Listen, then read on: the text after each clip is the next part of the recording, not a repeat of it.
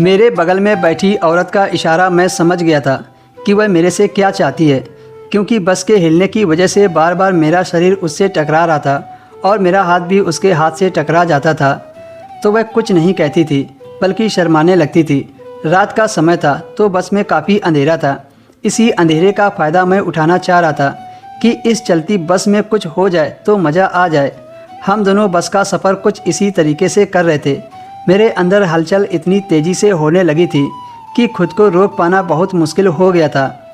अब मैंने चादर के अंदर से ही उसका हाथ पकड़ लिया। जवाब में उसने भी अपना हाथ मुझे दे दिया था। इस वजह से मैं भी समझ गया था कि वह भी तैयार है। फिर हम दोनों ने मिलकर वह किया जो किसी ने सोचा भी नहीं होगा। रात के अंधेरे में चलती हुई बस में एक दूसरे से प्यार का इजहार कर दिया था। जब मैंने उसके हाथ को छुआ तो मेरे अंदर सनसनी सी दौड़ गई। उसका हाथ इतना मुलायम था जैसे फूल की कच्ची कली हो। जब वह मेरे करीब आ रही थी तो उसके अंदर से बहुत अच्छी खुशबू आ रही थी, जिस वजह से मैं और भी ज़्यादा मदहोश हो रहा था। वो मुझे अपनी तरफ खींच रही थी। मेरा खुद से काबू छूटता जा रहा था और उस वक्त मैं बेकाबू हुआ जा रहा था। मुझे अपनी बीवी बिल्कुल भी याद नहीं आ रही थी। मैं इस पल का फ़ायदा उठाना चाहता था। तभी वह औरत कहने लगी, अभी कुछ देर में मेरा घर आ जाएगा और मैं चली जाऊंगी। उसकी बात सुनकर मेरा मन उदास हो गया।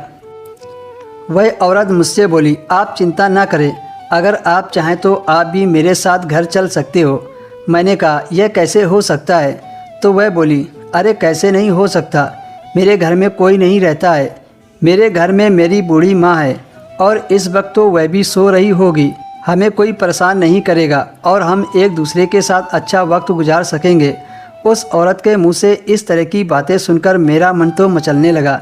मैं तो वैसे भी उसके साथ वो सब करना चाहता था। अब मैंने भी यही फैसला किया कि मैं भी उसके साथ उतर जाऊंगा और उसके साथ उसके घर चला जाऊंगा। वहीं पर यह सब करने में मज़ा आएगा। कुछ देर में उसका स्टाफ आ गया और हम दोनों बस से उतर गए। वह मुझे किसी बड़े जंगल के रास्ते से मुझे अंदर ले जा रही थी। मैं भी उसके पीछे पीछे चलता जा रहा था। कुछ देर पैदल चलने के बाद एक छोटा सा घर नज़र आया। जब हम अंदर गए तो वहाँ का मंजर देखकर मैं तो हैरान रह गया। सबसे पहले उसने अपने दोनों बच्चों को एक कमरे में सुला दिया और दूसरे कमरे में मुझे अपने साथ ले गई। वहाँ पर मुलायम व गद्देदार बिस्तर लगा हुआ था।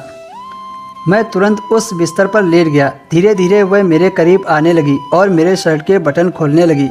उसके बाद हम दोनों ने वह किया जो हम लोग करना चाहते थे। थोड़ी देर हुई थी कि तभी मैंने उस कमरे में कुछ लोगों को महसूस किया। जब इधर उधर देखा तो वहाँ 4-5 आदमी खड़े थे। उन सबको देखकर मैं डर गया और औरत से पूछा कि ये लोग कौन हैं? तो वह अजीब सी हंसी हंसने लगी। मैं बहुत ज़्यादा घबरा गया था, समझ नहीं आ रहा था कि आखिर क्या करूं। तभी वो 5 आदमी आए और मेरा कॉलर पकड़कर जो मुझसे करने को कहा, सुनकर आपकी भी रूह कांप जाएगी।